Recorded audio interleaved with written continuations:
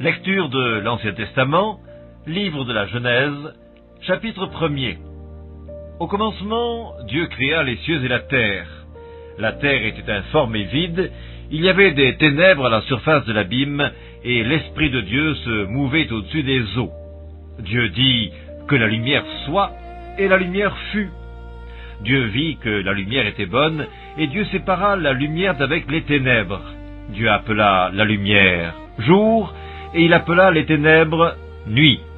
Ainsi il y eut un soir, et il y eut un matin, ce fut le premier jour. Dieu dit qu'il y ait une étendue entre les eaux, et qu'elle sépare les eaux d'avec les eaux. Et Dieu fit l'étendue, et il sépara les eaux qui sont au-dessous de l'étendue d'avec les eaux qui sont au-dessus de l'étendue. Et cela fut ainsi. Dieu appela l'étendue ciel. Ainsi il y eut un soir, et il y eut un matin, ce fut le second jour. Dieu dit que les eaux qui sont au-dessous du ciel se rassemblent en un seul lieu, et que les parties sèches paraissent. Et cela fut ainsi.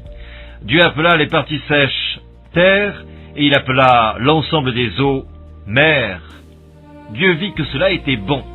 Puis Dieu dit que la terre produise de la verdure, de l'herbe portant de la semence, des arbres fruitiers donnant du fruit selon leur espèce, ayant en eux leur semence sur la terre. Et cela fut ainsi.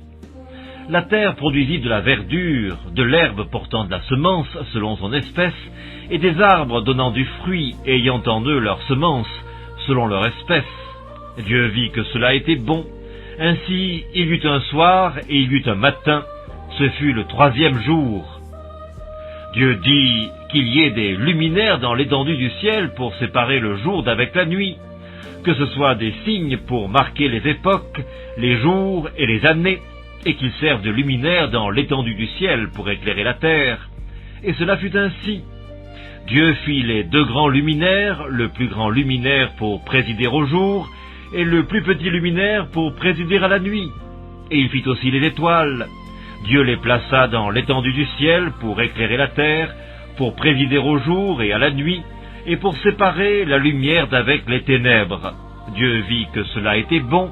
Ainsi il y eut un soir et il y eut un matin, ce fut le quatrième jour. Dieu dit que les eaux produisent en abondance des animaux vivants, et que des oiseaux volent sur la terre vers l'étendue du ciel. Dieu créa les grands poissons et tous les animaux vivants qui se meuvent, et que les eaux produisirent en abondance selon leur espèce. Il créa aussi tout oiseau ailé selon son espèce. Dieu vit que cela était bon. Dieu les bénit en disant « Soyez féconds, multipliez et remplissez les eaux des mers, et que les oiseaux multiplient sur la terre. » Ainsi il y eut un soir et il y eut un matin, ce fut le cinquième jour. Dieu dit que la terre produise des animaux vivants selon leur espèce, du bétail, des reptiles et des animaux terrestres selon leur espèce. Et cela fut ainsi. Dieu fit les animaux de la terre selon leur espèce, le bétail selon son espèce, et tous les reptiles de la terre selon leur espèce. Dieu vit que cela était bon. Puis Dieu dit, faisons l'homme à notre image, selon notre ressemblance, et qu'il domine sur les poissons de la mer, sur les oiseaux du ciel, sur le bétail, sur toute la terre, et sur tous les reptiles qui rampent sur la terre.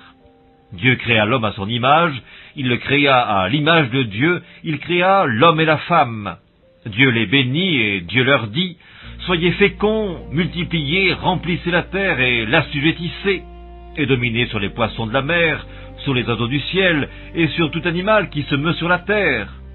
Et Dieu dit, voici je vous donne toute herbe portant de la semence et qui est à la surface de toute la terre, et tout arbre ayant en lui du fruit d'arbre et portant de la semence, ce sera votre nourriture.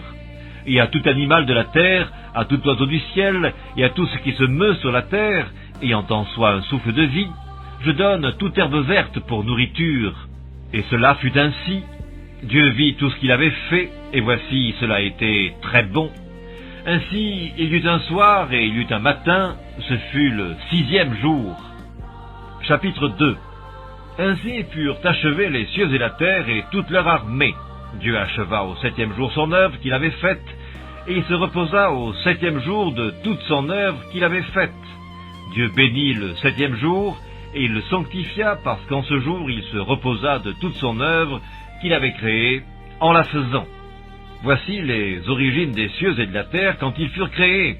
Lorsque l'Éternel Dieu fit une terre et des cieux, aucun arbuste des champs n'était encore sur la terre, et aucune herbe des champs ne germait encore, car l'Éternel Dieu n'avait pas fait pleuvoir sur la terre, et il n'y avait point d'homme pour cultiver le sol. Mais une vapeur s'éleva de la terre, et arrosa toute la surface du sol. L'Éternel Dieu forma l'homme de la poussière de la terre, il souffla dans ses narines un souffle de vie, et l'homme devint un être vivant. Puis l'Éternel Dieu planta un jardin en Éden, du côté de l'Orient, et il y mit l'homme qu'il avait formé. L'Éternel Dieu fit pousser du sol des arbres de toute espèce, agréables à voir et bons à manger, et l'arbre de la vie au milieu du jardin, et l'arbre de la connaissance du bien et du mal. Un fleuve sortait d'Éden pour arroser le jardin, et de là il se divisait en 4 bras. Le nom du premier est Pishon, c'est celui qui entoure tout le pays de Havila, où se trouve l'or. L'or de ce pays est pur, on y trouve aussi le bdellium et la pierre d'onyx. Le nom du second fleuve est Gihon, c'est celui qui entoure tout le pays de Cush. Le nom du troisième est Hiddekel, c'est celui qui coule à l'orient de l'Assyrie. Le 4e fleuve, c'est l'Euphrate. L'Éternel Dieu prit l'homme et le plaça dans le jardin d'Éden pour le cultiver et pour le garder. L'Éternel Dieu donna cet ordre à l'homme: tu pourras manger de tous les arbres du jardin, mais tu ne mangeras pas de l'arbre de la connaissance du bien et du mal, car le jour où tu en mangeras, tu mourras. L'Éternel Dieu dit: il n'est pas bon que l'homme soit seul, je lui ferai une aide semblable à lui. L'Éternel Dieu forma de la terre tous les animaux des champs et tous les oiseaux du ciel, et il les fit venir vers l'homme pour voir comment il les appellerait, et afin que tout être vivant portât le nom que lui donnerait l'homme. Et l'homme donna des noms à tout le bétail, aux oiseaux du ciel et à tous les animaux des champs. Mais pour l'homme, il ne trouva point d'aide semblable à lui. Alors l'Éternel Dieu fit tomber un profond sommeil sur l'homme qui s'endormit. Il prit une de ses côtes et referma la chair à sa place. L'Éternel Dieu forma une femme de la côte qu'il avait prise de l'homme, et il l'amena vers l'homme. Et l'homme dit: voici cette fois celle qui est os de mes os et chair de ma chair. On l'appellera femme, parce qu'elle a été prise de l'homme. C'est pourquoi l'homme quittera son père et sa mère, et s'attachera à sa femme, et ils deviendront une seule chair. L'homme et sa femme étaient tous deux nus, et ils n'en avaient point honte. Chapitre 3. Le serpent était le plus rusé de tous les animaux des champs que l'Éternel Dieu avait fait. Il dit à la femme: Dieu a-t-il réellement dit, vous ne mangerez pas de tous les arbres du jardin? La femme répondit au serpent: nous mangeons du fruit des arbres du jardin, mais quant au fruit de l'arbre qui est au milieu du jardin, Dieu a dit: vous n'en mangerez point et vous n'y toucherez point, de peur que vous ne mouriez. Alors le serpent dit à la femme: vous ne mourrez point, mais Dieu sait que le jour où vous en mangerez, vos yeux s'ouvriront et que vous serez comme des dieux, connaissant le bien et le mal. La femme vit que l'arbre était bon à manger et agréable à la vue, et qu'il était précieux pour ouvrir l'intelligence. Elle prit son fruit et en mangea. Elle en donna aussi à son mari, qui était auprès d'elle, et il en mangea. Les yeux de l'un et de l'autre s'ouvrirent, ils connurent qu'ils étaient nus, et ayant cousu des feuilles de figuier, ils s'en firent des ceintures. Alors ils entendirent la voix de l'Éternel Dieu qui parcourait le jardin vers le soir, et l'homme et sa femme se cachèrent loin de la face de l'Éternel Dieu, au milieu des arbres du jardin. Mais l'Éternel Dieu appela l'homme et lui dit: où es-tu? Il répondit: j'ai entendu ta voix dans le jardin, et j'ai eu peur parce que je suis nu, et je me suis caché. Et l'Éternel Dieu dit: qui t'a appris que tu es nu? Est-ce que tu as mangé de l'arbre dont je t'avais défendu de manger? L'homme répondit: la femme que tu as mise auprès de moi m'a donné de l'arbre et j'en ai mangé. Et l'Éternel Dieu dit à la femme: pourquoi tu fais cela? La femme répondit: le serpent m'a séduite et j'en ai mangé. L'Éternel Dieu dit au serpent: puisque tu as fait cela, tu seras maudit entre tout le bétail et entre tous les animaux des champs. Tu marcheras sur ton ventre et tu mangeras de la poussière tous les jours de ta vie. Je mettrai inimitié entre toi et la femme, entre ta postérité et sa postérité, celle-ci t'écrasera la tête et tu lui blesseras le talon. Il dit à la femme, j'augmenterai la souffrance de tes grossesses, tu enfanteras avec douleur et tes désirs se porteront vers ton mari, mais il dominera sur toi. Il dit à l'homme, puisque tu as écouté la voix de ta femme et que tu as mangé de l'arbre au sujet duquel je t'avais donné cet ordre, tu n'en mangeras point, le sol sera maudit à cause de toi. C'est à force de peine que tu en tireras ta nourriture tous les jours de ta vie, il te produira des épines et des ronces, et tu mangeras de l'herbe des champs. C'est à la sueur de ton visage que tu mangeras du pain jusqu'à ce que tu retournes dans la terre d'où tu as été pris, car tu es poussière, et tu retourneras dans la poussière. Adam donna à sa femme le nom d'Ève, car elle a été la mère de tous les vivants. L'Éternel Dieu fit à Adam et à sa femme des habits de peau, et il les en revêtit. L'Éternel Dieu dit, « Voici, l'homme est devenu comme l'un de nous pour la connaissance du bien et du mal. Empêchons-le maintenant d'avancer sa main, de prendre de l'arbre de vie, d'en manger et de vivre éternellement. » Et l'Éternel Dieu le chassa du jardin d'Éden pour qu'il cultivât la terre d'où il avait été pris. C'est ainsi qu'il chassa Adam, et il mit à l'orient du jardin d'Éden les chérubins qui agitent une épée flamboyante pour garder le chemin de l'arbre de vie. Chapitre 4. Adam connut Ève, sa femme. Elle conçut et enfanta Caïn, et elle dit, « J'ai formé un homme avec l'aide de l'Éternel. » Elle enfanta encore son frère Abel. Abel fut berger, et Caïn fut laboureur. Au bout de quelque temps, Caïn fit à l'Éternel une offrande des fruits de la terre, et Abel de son côté en fit une des premiers-nés de son troupeau et de leur graisse. L'Éternel porta un regard favorable sur Abel et sur son offrande, mais il ne porta pas un regard favorable sur Caïn et sur son offrande. Caïn fut très irrité et son visage fut abattu, et l'Éternel dit à Caïn, « Pourquoi es-tu irrité et pourquoi ton visage est-il abattu? Certainement, si tu agis bien, tu relèveras ton visage, et si tu agis mal, le péché se couche à la porte, et ses désirs se portent vers toi, mais toi, domine sur lui. » Cependant, Caïn adressa la parole à son frère Abel, mais comme ils étaient dans les champs, Caïn se jeta sur son frère Abel et le tua. L'Éternel dit à Caïn, « Où est ton frère Abel ?» Il répondit, « Je ne sais pas, suis-je le gardien de mon frère ?» Et Dieu dit, « Qu'as-tu fait?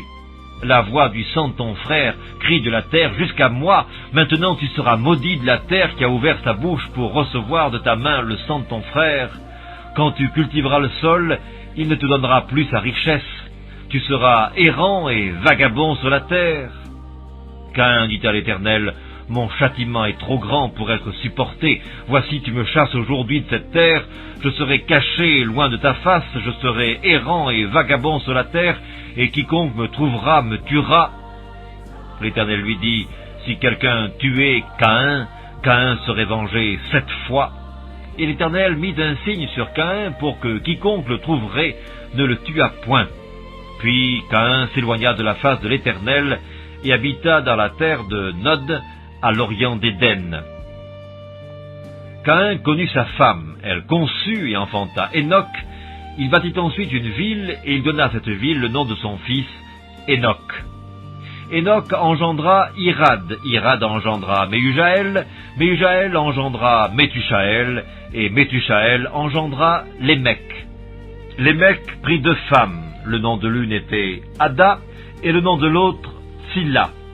Ada enfanta Jabal, il fut le père de ceux qui habitent sous des tentes et près des troupeaux. Le nom de son frère était Jubal, il fut le père de tous ceux qui jouent de la harpe et du chalumeau. Tsilla, de son côté, enfanta Tubal-Caïn, qui forgeait tous les instruments d'airain et de fer.